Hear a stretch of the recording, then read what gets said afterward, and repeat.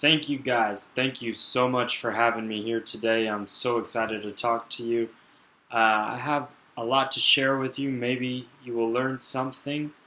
So, what if I asked you guys, who here has $100 that I can borrow?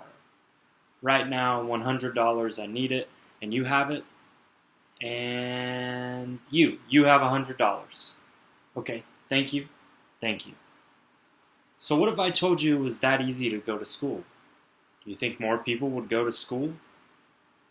Well, see, this is kind of where we run into a problem because whenever I leave here, I may never see you again. I got your $100, and that was it. So what would you do?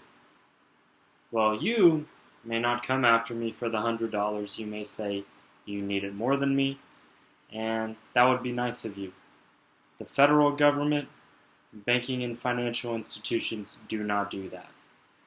So that's what I'm here to talk to you guys about today, and that is borrowing money to go to school or borrowing money whenever you're in school to finance your lifestyle. So the topic of my presentation is students and debt. Okay? So the purpose of this presentation is going to be to explain the difference between grants, loans, etc. Do I pay it back? Is it mine?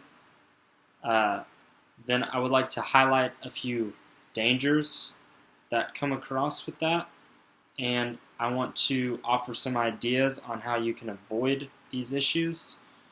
So we must first start by understanding what is debt. So debt is money that is borrowed with an obligation to repay later in the future. So this can be a student loan, a car loan. If you use money on a credit card, you are expected to pay that back. A grant, however, is something that you get that is yours to use for your education with no obligation to repay. You've been awarded a grant to go to school, so you use that to go to school, and that's it.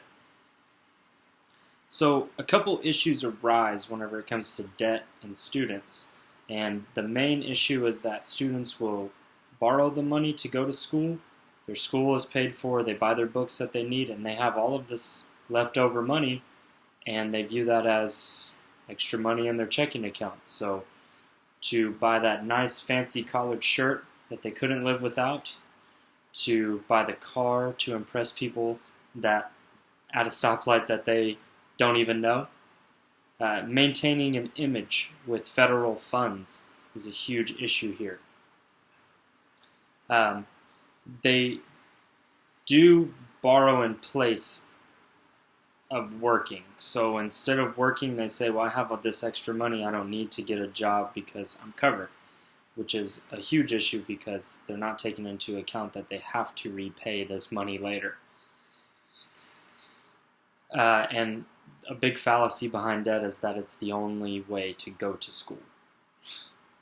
So student loans are loans that are secured by the government for students to attend school. They have high interest because they accrue after you graduate if you have not repaid them. They will work with you too. And they will say, that's fine. If you can't pay for 6 months, then no big deal. We'll cover it for you. Until they don't. So the main premise of this presentation is to inform you guys on how you can avoid that.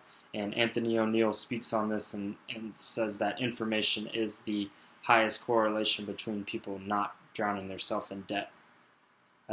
Just so you know that you are being watched by credit card companies. Credit cards are the next big thing. If student loans weren't the financial cigarette, then credit cards are. They really make it easy for young adults going into school. They'll make their lending policies very lenient and give you access to funds that otherwise would not be available just because you are a student. That makes you now well qualified in their eyes. Debt is made, like I said, easily accessible, and I think it's funny. I use this example. Capital One asks us, what's in your wallet? Well, if you deal with Capital One, the answer is nothing.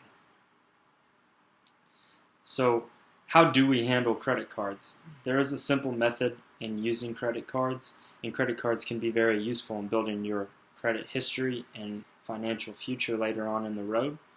The best way to do it is to look at your available credit once you have been approved, times that number by 0.10 or 10%, and use that as a maximum spending cap per month that you can use. Pay that statement off every month, and you will build a favorable credit history. Some key tips that I can give you to hopefully avoid debt altogether when going to school is to use applications such as Scholly and start a part-time job today whenever you leave this auditorium, applying for many scholarships. 10, 20, 50 a month. Be applying, be applying, be applying. Then research grants in your particular field of study. Then also another big thing that people overlook is picking the wrong school. People pick out of state schools that have higher tuitions than if they were to pick a school, say 30 minutes or an hour away. I highly recommend getting a job also while you're in school because it's possible. Some key things to remember as I close here is that you are being watched, you are being targeted, and they set it up for you to fail. So taking this information, do not take it lightly. By implementing these healthy financial habits, you will create a better future for yourself and your family to come. And with all of that being said, I hope something here was useful and it really helps you. I truly thank you for your time today, and I wish you all nothing but the best of luck in your future endeavors. Thank you for your time.